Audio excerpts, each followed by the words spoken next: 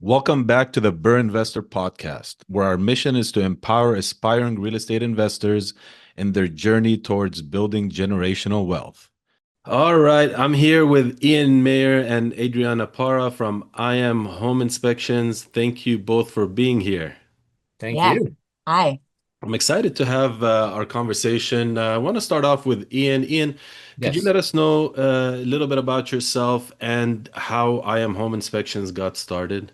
20 some odd years ago, and about 20 years ago, I got a job in a wholesale mortgage company. And from that position, that company, I became quality control. So I was basically in charge of loans we'd already funded that were having issues, that, Wall Street investors were kicking back and going through those. And so the big part was going through the appraisals and checking the appraisals and verifying that they were good or bad and sort of arguing with people in New York about whether this house in LA met value or not. And it always kind of drove me crazy. I didn't have the home inspection report because, I mean, that could tell you a lot of information about the house. But anyway, so that was a great job. And from that, I made enough money that my wife and I could buy our first house, which was a complete fixer-upper. It had four walls, it had a foundation, had no roof, no flooring, the plumbing was shot. It needed a lot of work. So my wife and I moved in, and we would camp in one room, fix up the next room, then move our camp and fix up the next room until we eventually got the whole house going. And that was just a lot of fun. And eventually I kind of realized, it's a lot more fun being in the house physically than sitting in an office just looking at pictures of houses. But then, the great crash of 2008, 2009 came. So I was kind of thinking maybe I'll become a home inspector next because I've got a really sharp eye for things. But then the crash came, and everything in real estate fell apart. Everybody got laid off. There were no real estate jobs. Yeah, and then right around that time, my mom passed away, and then a little bit later, my wife got pregnant, and I was like, I talked myself out of it. And so I went and got another job that had nothing to do with anything. And after a couple of years, they laid me off, and I'm like sitting there, like going, "Well, crap, now what?" I've got a wife, I got two kids, I have a mortgage, and I have no career. And that's why I just said, you know what? I'm doing my own thing from now on. I'm not working for someone else. And my wife was very encouraging, and she's like, you want us to do that home inspector thing. You've been talking about it for years. Just go do it. So I did it, and I formed the company 11 years ago, and then we've just been growing ever since. I love it. This is great. This is Yeah. great. What I was at a conference yesterday, and that's exactly what everybody was talking about. They were having just this worst experience in life, and that's when they decided to do something that they knew would be a pivotal point in their life, you know? So Just got to that was take action. Ian's pivotal point. I love it. It's great, yeah. And I was chatting with him on offline as well, and it's a very cool story. And I want to, I know I've mentioned this multiple times to both you and Adriana. You have a business, There's a lot of different inspection companies out there. However, one thing that I feel is I give you kudos to you guys is that you guys run it like a business. It's professional. It's not like a one man or woman show. Thank you. You got a team. You trust your team. I can tell by, the way, I feel you empower Adriana and how, she shows up. She's passionate about what she does. So that's amazing. And that's very commendable as far as having it as a business. You guys are able to accommodate, scheduling, and you know how real estate is, right? There's a lot of last minute things. There's a lot of short contingencies, especially like we're here on this podcast in the investment space.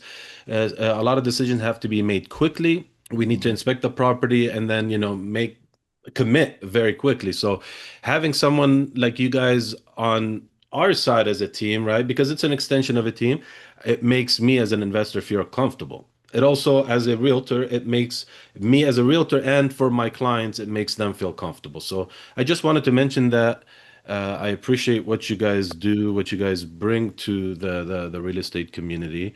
And with that, I want to ask Adriana if you can share a little bit more about your role with the team, with Ian, and how you've been, how has that been for you? Yeah.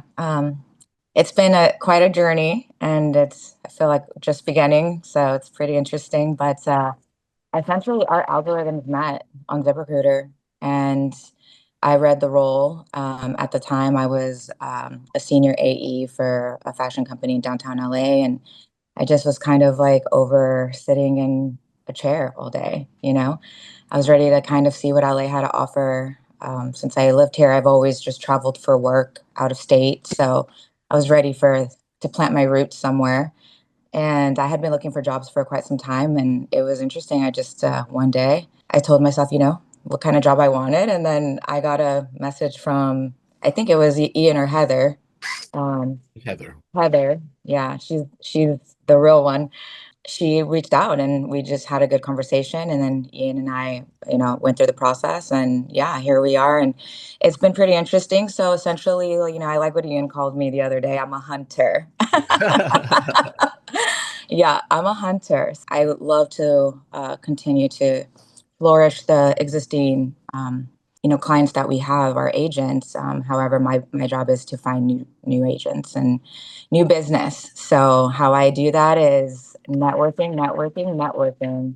And that's how I was able to meet you, Alex. And here we are now. It's been amazing. I know we're just getting started also.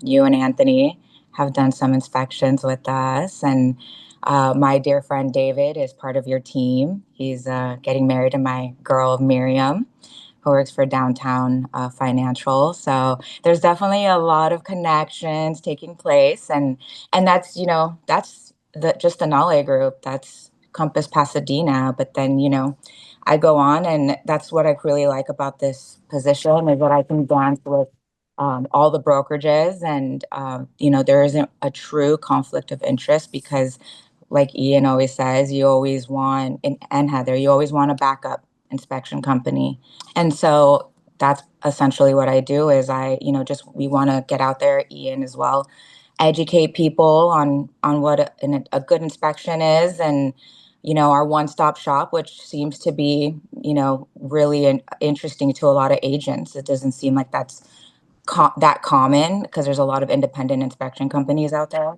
So, makes it stand out. And then what really made me want the position, I was like, hey, you know what? This company has to be good.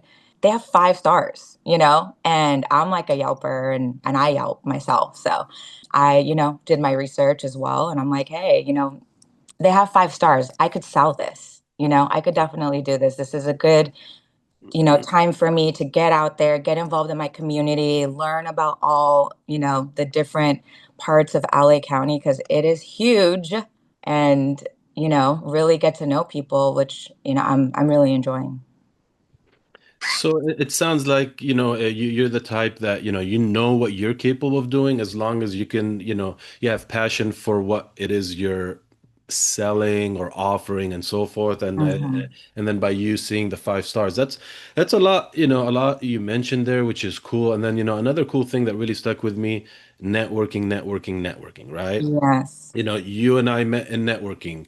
I met a lot of people in networking that, I bet. you're collaborating at some level, right? You're supporting Yeah. each other one way or the other. And that's what this community is all about, is to be able to build relationships, to build trust, and then to be able to be a resource to one another, and then do business with one another. And it's truly working. And I appreciate your consistency in showing up. And it truly it comes down to it. It's very evident that those that are, benefiting from the magic of networking are the Hmm. ones that are showing up consistently, Yeah. right? Yeah. Because people see people like yourself, going to events and stuff like that, and then you got the energy and everything, and it's working, and they want your results, but then they're not willing to go every single time, right? They'll go one time, Hmm. and then they'll go to another event, and they'll go to another event, see what sticks versus being consistent. So I admire that about you. And again, for Ian, you're very instrumental for in my opinion, for the operation from an outsider looking in, and it's one of the reasons why we are doing business together, and I appreciate you guys, and I'm looking forward to the journey ahead. Yeah, I know. It's pretty exciting. It's, when I started, it was a tough year, and it was just great that you even had I mean, your events were so fun, like as well. That's the best part of it is it made you feel comfortable being there. Got it. and easy to talk to people. And it was such a good turnout, La Descarga and, Laurel Tavern and Compass Pasadena. And that office is gorgeous. So yeah, thank you for even having things like that and making people come together because it was a really tough year last year. It really was. It was my first year. So building So things yeah, and what have you I was always trying to figure out like what could I do? Where could I go? So and thank you. definitely not too much sitting down anymore, right? No, no, no. I'm a runner. Awesome. This is very, very cool.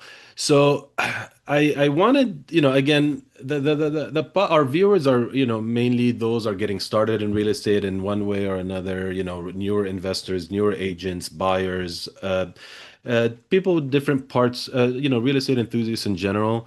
So with that said, can you guys walk us through like what a typical inspection includes, like, the basics? Yeah, a typical inspection is basically, I mean, it's going to be the entire house, top to bottom. We're going to walk around the house, look at it from the outside, look at where all the utility connections are. Then we're going to go inside and we're going to go through the entire house, kitchens, bathrooms, bedrooms, hallways, the attic, uh, crawl space if there is one. We're going to get up on the roof. We're going to look at the roof, look at the entire house, and look at it as a system because a house is, a system of you've got the structure, you've got the electrical, you've got plumbing, you've got heating, air conditioning, the roof, the attic, and everything is all tied together. So that's really what we're looking at this whole house as a not just, four walls held up by wood, but like is the actual structure working? And then we're primarily looking for things: are they functional and are they safe? Those are the two big things: safety and functionality. And just so that people who are buying the property fully understand what it is they're buying. Got it. And that sounds like the overall general inspection, right? Correct. Okay.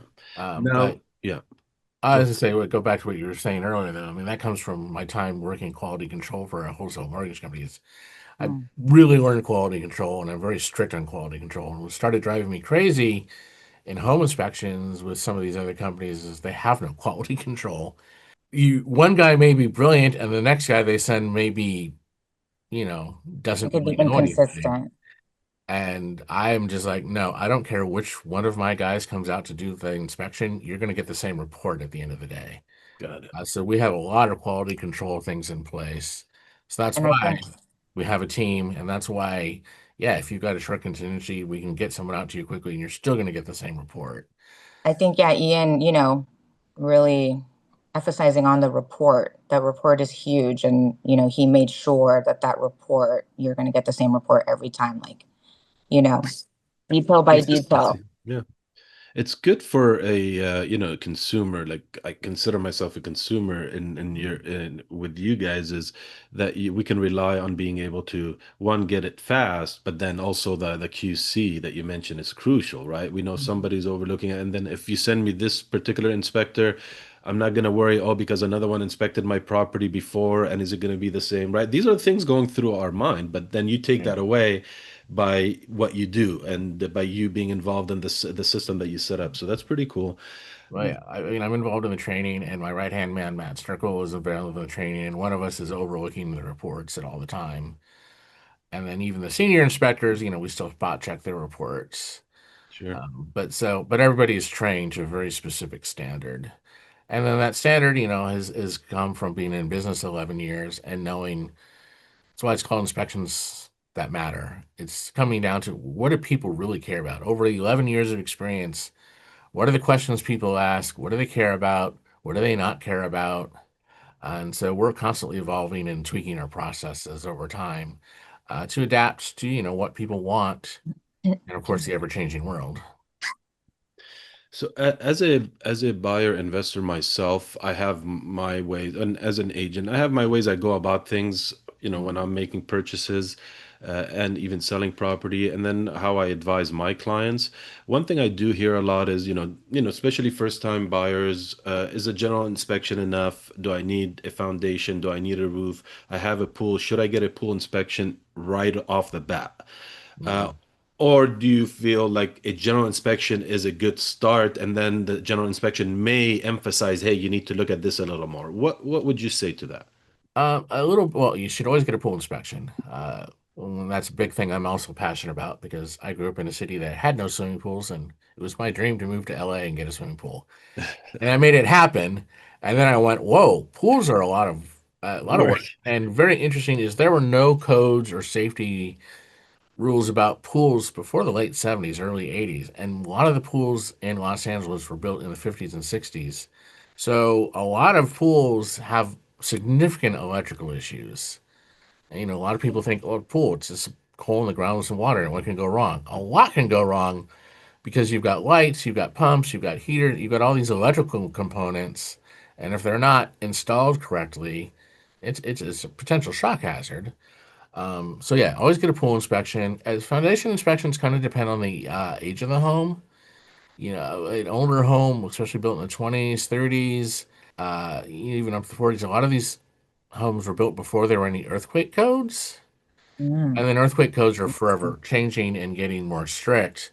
So you get an older home, it may not be designed to withstand seismic activity. It may be still standing, but that doesn't mean it's going to survive the next earthquake. So that's definitely when but we were going to look, of course, if we're going to do a pretty thorough foundation check at the time. I wouldn't necessarily bring a specialist in on a 1990 or 2000 era home that's on a slab. Those are bolted pretty well. Got it. So yeah, that makes sense. So looking at the age and other factors of the home could determine whether it is a good idea to get extra inspections or not. And in Hmm. your opinion, a pool inspection is important. So that's cool. Okay. I really cannot tell you how many times, even on a nice luxury home, we see significant electrical issues with the pool. Hmm. Yeah. I mean, some of that pool equipment is intense. I mean, it's like a whole closet. It's crazy. So I can imagine what could be under there. We were at a $9 million house in Malibu last year, and it had a dedicated pool room, and there God, was loose wiring Oh, everywhere, oh God. wires just hanging, and it was just like I wouldn't, I didn't even want to touch the water with my hand because I was just like, this is such an incredible safety hazard, and people were living there. wow. So yeah, even if it's a really nice home, you need a pool inspection. That's what I meant, like a walk-in closet. And you guys do all of the above. Yeah, all of my guys are trained on pools because it's just something I'm very passionate about. And one of my guys on my team, actually, his dad builds pools, Mm, so he's been around swimming pools since he was, in diapers. Yeah, we train all our guys to do pool inspections. got it. Are you guys seeing any, mainly like in the valley, the San Fernando Valley or the foothills, are you guys seeing like any common issues with properties or investment properties that, that maybe a first-time buyer or investor should look out for or be cautious about? I think if you're buying a house as an investment and you're intending to, fix it up and resell it or fix it up and rent it, the most common things that tend to go wrong are electrical, roof, and heating and air conditioning. Because your average person who's, deciding they want to be an investor and they watch some TV shows about investing, watch some podcasts, it always tends to focus on very cosmetic issues. Mm-hmm. So someone can go in and go, all right, we're going to take out this wall and we're going to put the counter over here and we're going to get this kind of tile and this kind of marble and and all these things and we'll get this paint. And meanwhile, you're looking at a really old house with an electrical system that was originally designed before there were television. So you get a house built in the 40s. At the time, people only had lamps and radios. Like that's the only thing they ever plugged in. And now you want to bring that house up to date where everyone's going to put in their big screen TV and surround sound and their computers and all this stuff. So it's amazing how many people don't pay attention to that. Heating and air conditioning is another one because it's not something particularly sexy. You don't really look at it. I mean, I was just at a house the other day. Everything was brand new, but the heater was like from the 80s and it was completely rusted, a significant safety hazard. And then the roof, because nobody, I mean, unless you're trained, you should not be going up on roofs on a ladder anyway. But even a lot of people who, go up on roof, they don't necessarily know what to look for. And that's where we start seeing issues, is, an investor will go in and they'll do a really nice job on the inside, but you have all these electrical issues. You've got a heater that's rusted, and you've got a roof that, has issues. So those are the three biggest things. Alex, let me ask you. So, as an investor and flipper, like, do you see that would you buy a house? You already know, like, those are some things that you would have to replace when flipping a home. Would I buy it? Yeah, if the numbers make sense, obviously, but I wouldn't Hmm. overlook those things like Ian Hmm. mentioned because I feel Hmm. they're crucial. And Hmm. perfect example, one recent flip in Mission Hills, we did the inspection and everything was good. We just needed an electric panel. Come to find out when we opened up walls and stuff, maybe somebody overlooked it. It wasn't you guys that did the inspection. Let's just put it that way. Hmm. There's no ground, right? Hmm.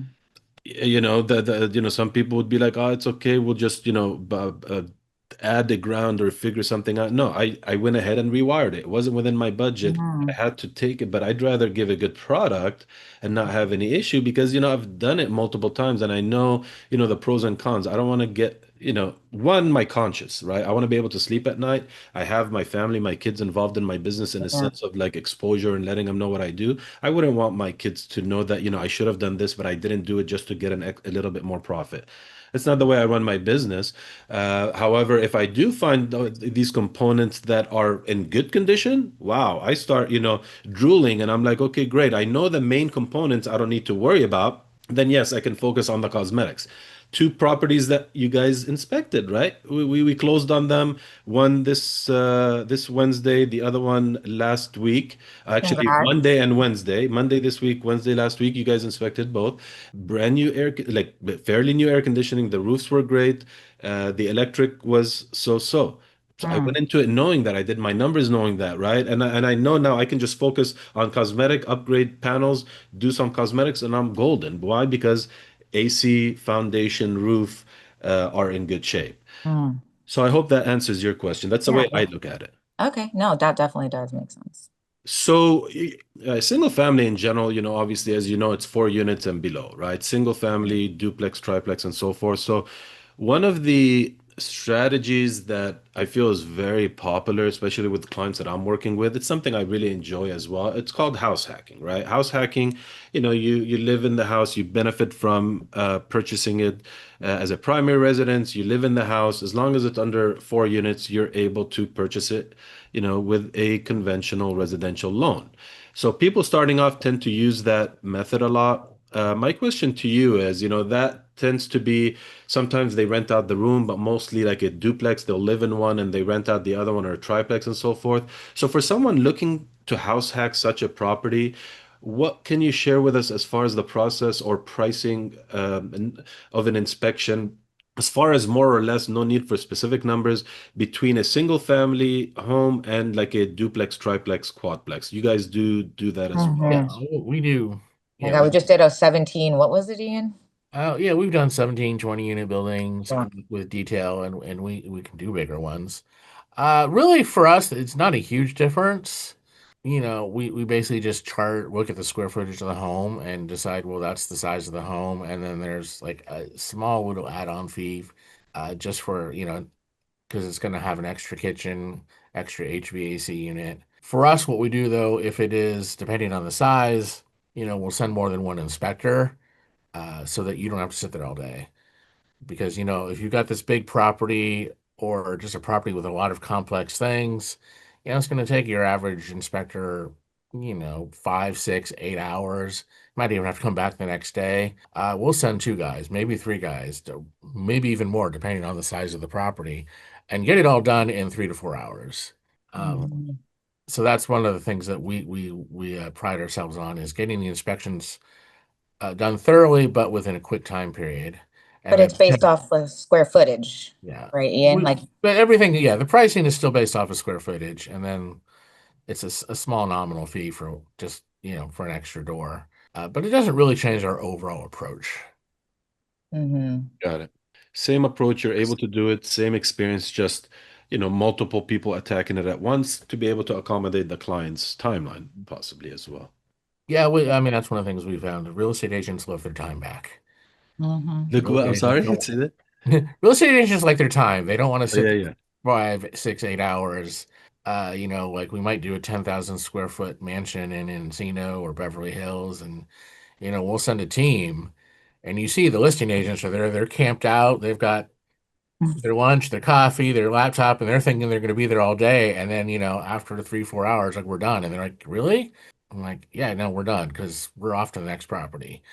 And then because of the software we use, all the inspectors' findings merge together and it makes one report. And it reads just like if one guy had done it.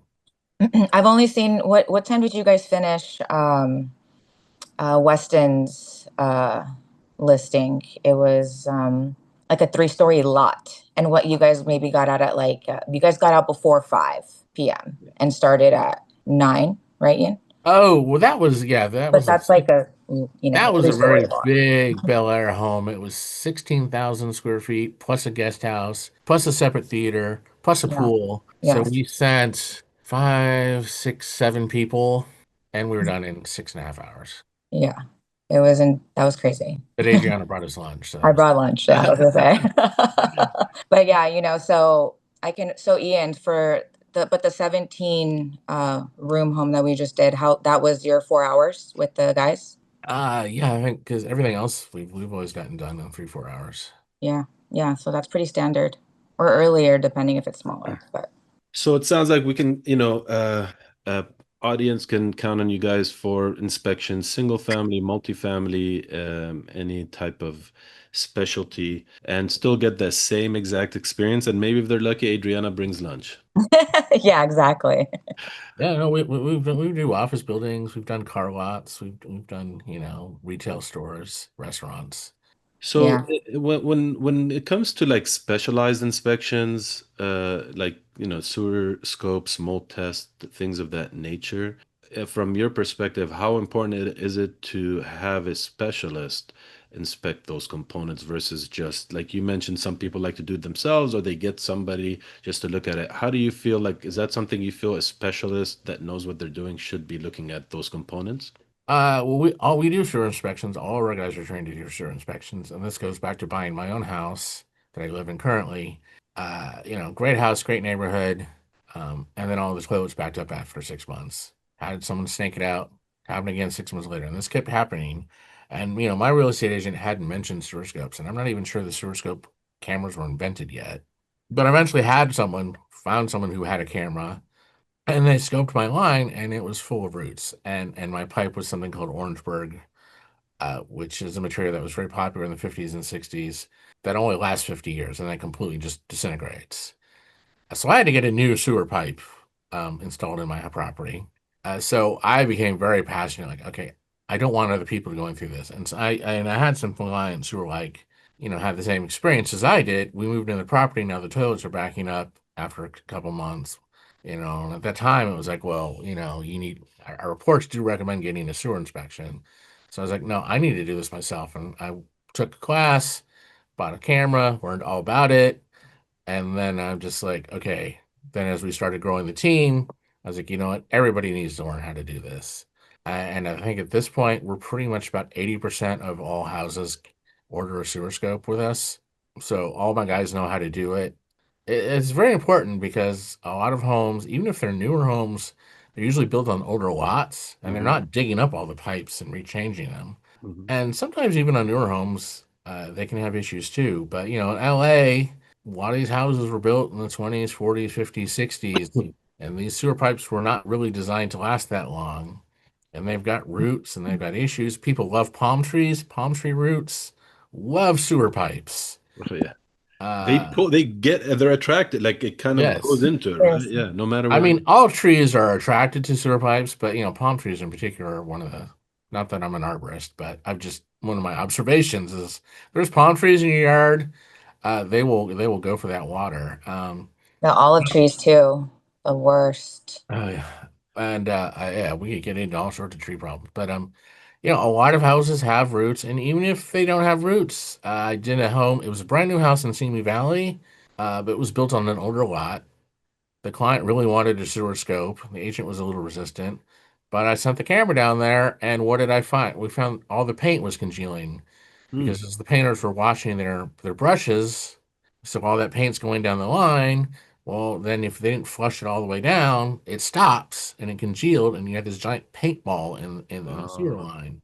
So if the client Mm. had moved in, went to flush the toilet, it would have immediately just clogged up. And sometimes, and going back to investors, will find hammers, nails, pieces of wood, leftover tools that somehow, I don't even know how they do that, but somehow they got down the sewer line Cloths. and they're sitting there. So yeah, sewer lines are very, very, very Important. important, and I recommend everybody getting one. If you're buying a single family home or a multifamily home. As far as mold inspections go, it really comes down to how sensitive you are to mold. So my right-hand man, his sister is very allergic to mold. So his first question when I interviewed him was like, "Can we create a mold department?" And I was like, "Well, we live in LA. It's very dry. We don't have a lot of mold issues compared to like Florida or Georgia or somewhere where it's very humid." But the thing about mold is, if we were sitting next to each other and I put a big piece of mold down, one of us is going to sneeze and get teary-eyed, and one of us is not even going to notice because mold is very, really depends on your allergy levels. So there are no standards for mold. The Mm. government has no standards for mold because it affects different people in different ways. So if you're concerned about it, get a mold inspection. If you're allergic, get a mold inspection. What I will say is, and you should know this, Alex, it says in the California residential purchase contract, in all those documents that you sign, it says real estate agents are not mold specialists. Your home inspector is not a mold specialist. If you were concerned about mold, getting mold inspection from someone who's certified to do so. And that is basically to protect you and to protect us from someone moving in going, well, now I found mold. Nobody told me. Well, you're not a mold expert as a general home inspector, we're not mold experts. It only becomes mold when we come in, test, send it to the lab, and the lab determines it's mold. So if you don't do that process, a client has no repercussions against anybody for mold. Mm. And that's built into the purchase contract. That's what Carr put in there, like I said, to protect agents and anybody else from negligent claims. So if you have any concerns about mold, you have to get a mold inspection because legally there are no repercussions if mold is in a home and not noticed Mm. without a mold inspection. Interesting. yeah, very interesting. Want to go back to the sewer you mentioned. I've had, very, various experiences, and I can't agree with you more. I think people shouldn't get distracted by the condition of the house or, whether it's been Mm. remodeled or been rebuilt. Because like you said, I've had situations where the sewer line, the main sewer line is original, but then the connection to it and to the house is all brand new. I'm a big fan of a sewer inspection as well. One time on one of the properties I was purchasing, we found out we couldn't have noticed it unless we did a sewer inspection. It turns out the clean out of the neighbors is encroaching on our lot. And the inspector Mm. came and put it in there because it's on our lot. So I was thinking that it was ours, but sure enough, it goes to the neighbors. And then we Wow. found out that because it was, a property that needed to be fixed up, they didn't have a clean out outside. So they went through and we determined that it was somebody else's. And the neighbor didn't even know. So if we didn't do a sewer inspection, we wouldn't have known that, and that would have been a big surprise at some point. How interesting. Yeah, and where the cleanouts are, like my house when I bought it, it had a newer cleanout. So if you just looked at the cleanout, you're thinking, oh, it's great. It's nice ABS. Well, trouble is it was only a cleanout attached to an old pipe. So the cleanout really meant nothing. And Yeah, yeah, even if they run a new pipe to the sidewalk, you're still responsible from till it reaches the city connection, sure. which may be another 20, 30, 50, 90 feet, depending on, the lot. I mean, you're responsible for that, even if it's under the sidewalk. And a lot of people think, oh, I'm not responsible for that. Well, technically you are. And those are very hard to fix. So you definitely want to get all that checked out.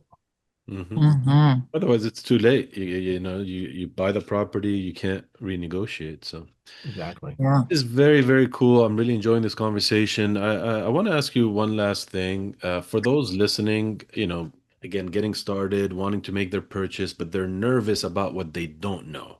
Mhm. What words of advice would you give them based on what you've seen? Yeah, well, there's always that what you know you don't know and what you don't know you don't know. Um, but this is why it's very important that you get a thorough home inspection from a quality company before you close, so you can fully understand what you're getting. A house may look pretty, but it may have foundation issues. It may have electrical issues. It may have roof issues. And if you're not prepared for that, I can think of two stories. I remember one house I inspected, an investor had bought it, had started to fix it up, abandoned the project. It had got the bank had foreclosed on it. So now the investor's out, lost all his money, and he's got a D-Rog on his credit now. And so now the bank is trying to resell it. And so that's when I was brought in for the buyers. And yeah, it had some nice cabinets and some nice countertops. But then I went underneath the house and the foundation was basically completely deteriorated. And that's why the investor had abandoned it and let the bank foreclose on it. So these are kind of the stories of, yeah, it may look nice, but you need to understand what you're getting. I did another one not too long ago. It was a perfect house for an investor. It had been a rental. The renters had trashed it. The seller was like, I can't deal with this anymore. I'm not going to re-rent it. I'm just going to sell it. And the investors were, they're sitting there planning out where they're going to move things and do things. And then I noticed, the water heater's running despite the fact there's no hot water on. Like all the faucets are turned off, yet the water heater's running. And the water heater only runs if there's water, you have hot water on.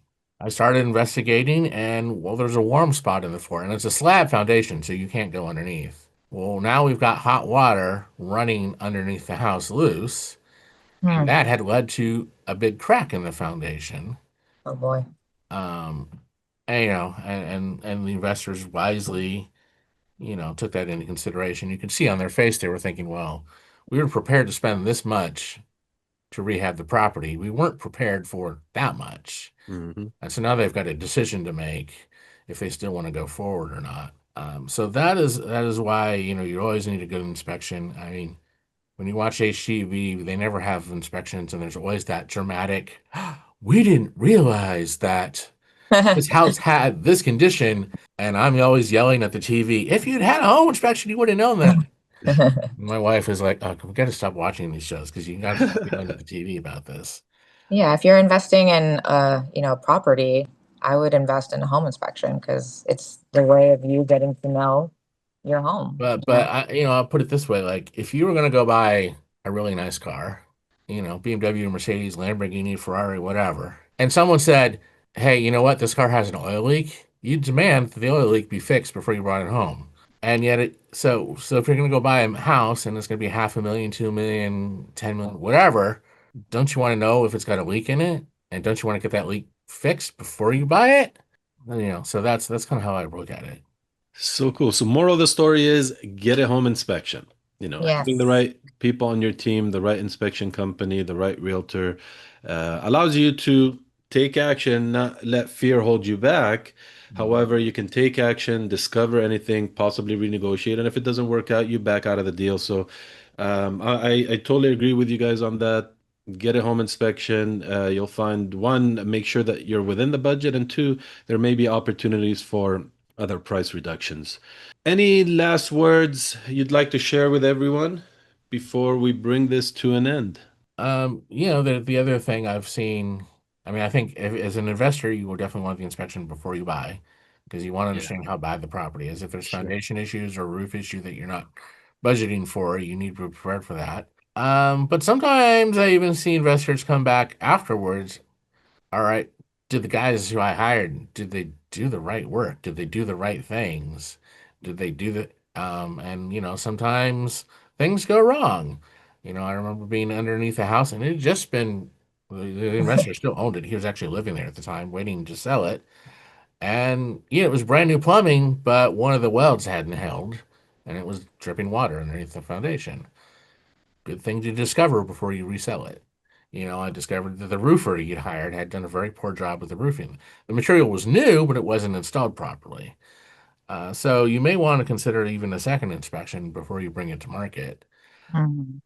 You know me, right, Adriana? Oh yeah. That's I'm a big believer that as a realtor, I always encourage my sellers to do that. As a seller as well, I always do that for myself, right? To know and to be able to disclose, and then it helps to negotiate. But also more importantly, as an investor, I like to do that for that reason, but exactly for the reason you mentioned too, is just to make sure if we did make a mistake, let's get it corrected before, we put it on the market. So, and then also allows you to, inspect what you expect, right? It allows you to know who your team is and where areas of opportunities are and what things you need to fix because it's a reflection of you at the end of the day as an investor. That's the way I look at it. So, good point there.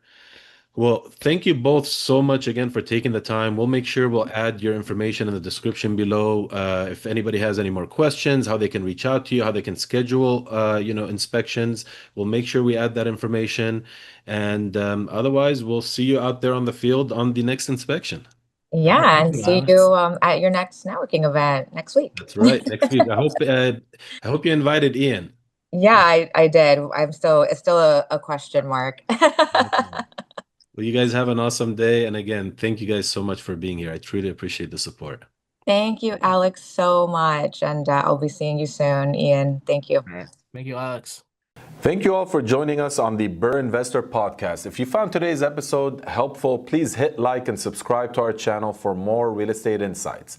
We love hearing from you, so please leave your thoughts, questions, or topics you'd like us to cover in the comments section below. Be sure to check out our website, thebrrinvestor.com, and follow us on social media at @thebrrinvestor. Keep learning and investing, and we'll see you in the next episode. I'm your host, Alex Nahle. Stay invested.